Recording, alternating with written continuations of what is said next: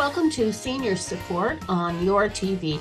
My name is Debbie MacDonald-Moynes, and I'm the Executive Director of the Prince Edward County Community Care for Seniors Association. I am also one of the community co-producers of the show. The other community co-producer of the show is Shelley Wirt, and Shelley is Executive Director of Community Care for South Hastings. Now, we're very excited today to have with us our guest, Deborah Simon, who is with the Ontario Community Support Association. Welcome to the show, Deborah. Thank you, and thanks very much for the invitation, Debbie, to be here. I'm looking forward to our conversation. Yes, well, both Shelley and I operate agencies that are member agencies of the Ontario Community Support Association. We shorten that sometimes to OCSA, and we provide community support services in our communities. So why don't we start off with you telling us what community support services really are? Yeah, for sure. And I think, when I describe community support services, I try to keep it as simple. It's really about allowing people to stay independent and live in their homes and live in their communities where they want to be for as long as they possibly can. And so community support services, although it's really very much tied to senior care, also provides care for a whole host of folks, including people with physical disabilities.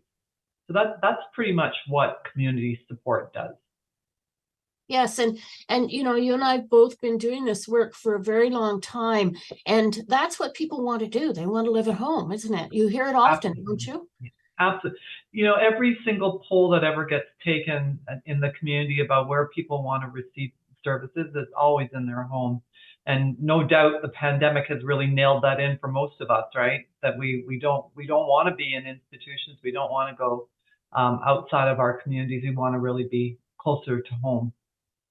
Closer to home and at home if at all possible. And being at home is really the most economical way to receive services, isn't it?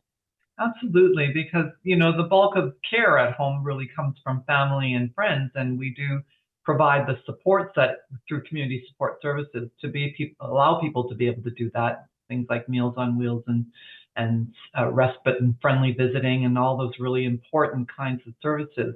But it is a much more inexpensive way to provide care, but probably the way that most of us want to get it. Yes, we do hear from people every day, however, that it's hard to find these services. Yeah. But we know that your association is province-wide, and so are the services, the community support services.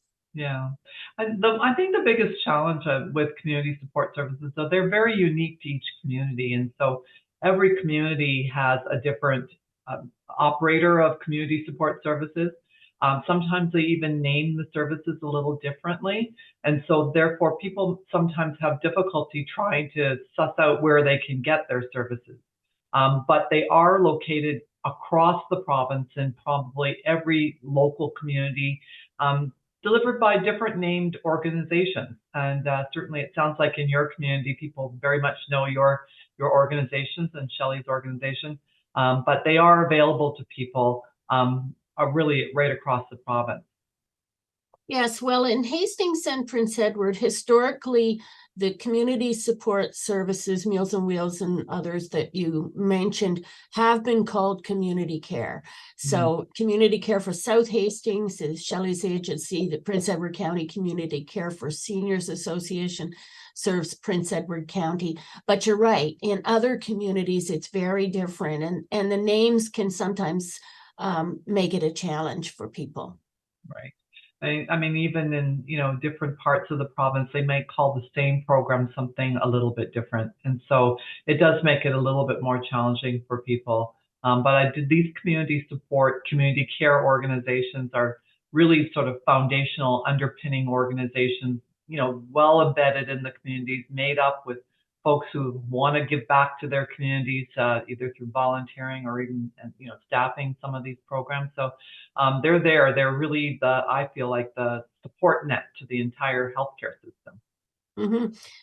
Both Shelley and my organization have been serving the community for over 40 years. And when I speak to seniors groups, I tell them, don't worry about the name of the organization. I like the concept of any door leads to service. Right, right. I do too. I think, the nice thing about having a breadth of experience in a community is that your organization knows how to best connect some seniors to other parts of the healthcare system or social service system. And so all they need to do is come and say what it is that they need, or you have a chance to be able to support them in what they need, and then they can be connected. If it's, even to a primary care doctor or to other kinds, foot care, other kinds of services that seniors might need. I think that every door concept really works well.